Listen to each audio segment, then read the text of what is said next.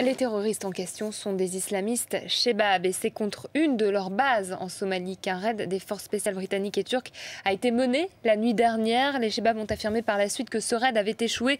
On en parle avec vous, Harold Iman, spécialiste géopolitique de BFM TV. Que s'est-il réellement passé d'abord ? Nous n'avons pas la totalité des détails, bien sûr, mais voici ce que nous semblons savoir aujourd'hui. Ce port de Barawe, qui est en Somalie, est tenu par les Shebab. C'est un des endroits qui tenait encore. Et à 2 h du matin, de ce qui est encore aujourd'hui, à 2 h du matin, heure locale, il y a eu une attaque venant de la mer d'un commando d'Occidentaux. Et toute la journée, on s'est demandé qui c'était. Alors les Shebab eux-mêmes ont dit que c'était des Britanniques et des Turcs.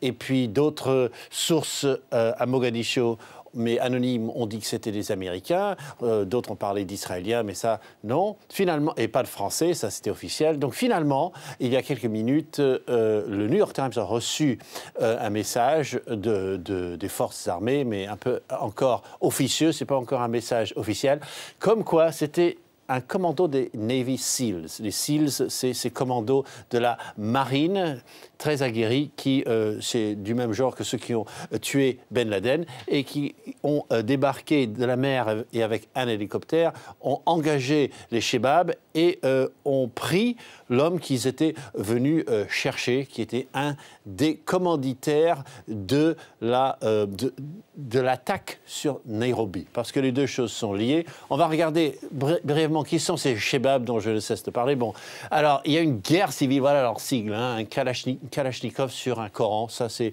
du Al-Qaïda hein, dans la stylistique. Eh bien, ils combattent le gouvernement des Shebab, donc eux ils sont plutôt ici, et le gouvernement est plutôt là.